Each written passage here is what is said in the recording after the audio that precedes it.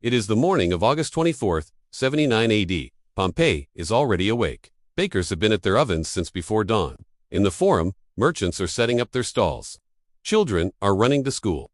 Someone has scrawled an insult about a local politician on a wall in fresh paint. It is, in every sense that matters, an ordinary morning. By tomorrow, all of it will be gone. The baker, the merchant, the child, the bread still in the oven, the freshly painted insult on the wall, all of it buried under 6 meters of volcanic ash, preserved in darkness for 1,700 years. And when we finally found it, when we brushed the ash away and walked back into those streets, we didn't find ancient ruins. We found ourselves. Pompeii in 79 AD was not a small provincial town. It was a thriving commercial city of approximately 11,000 people.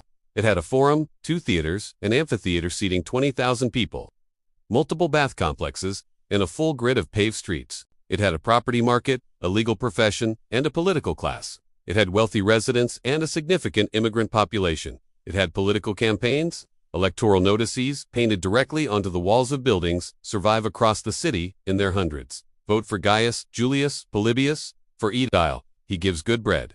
His neighbors urge you to elect Marcus, Cyrenius, Fascia. He is a good man. And then, on a different wall, in a different hand, I'm surprised you want to make Vascia Edile. A good-for-nothing wants a good-for-nothing.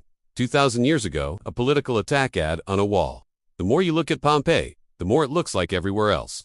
At approximately 1 p.m. on August 24th, Vesuvius erupted. The first sign was a column, a pillar of superheated gas, ash, and rock that rose 30 kilometers into the sky.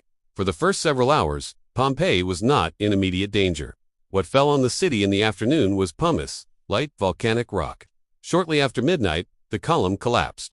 It produced a pyroclastic surge, a superheated avalanche of gas, ash, and rock traveling at hurricane speeds. By the morning of August 25th, the city and everyone in it was sealed, buried, gone. For 1,700 years, Pompeii waited. Pompeii was formally rediscovered in 1748, and what they found is unlike any other archaeological site in history.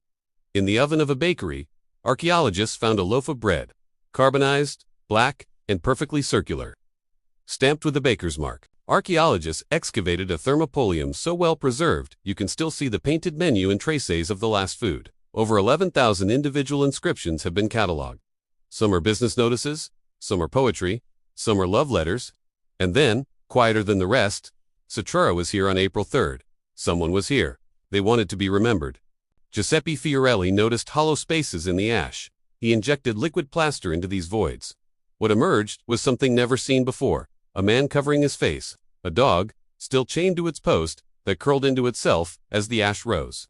Its collar is still visible. These are not artistic reconstructions. The surfaces were pressed against actual skin. These are as close to photographs of the dead as archaeology produces. It is the record of the ordinary, the baker, the teenager, the couple. These people left no letters, but they left the bread in the oven. The distance between 79 AD and right now is almost nothing. The 2,000 years are an illusion. Underneath them, we are the same. Approximately 1/3 of Pompeii has never been excavated. It is still there.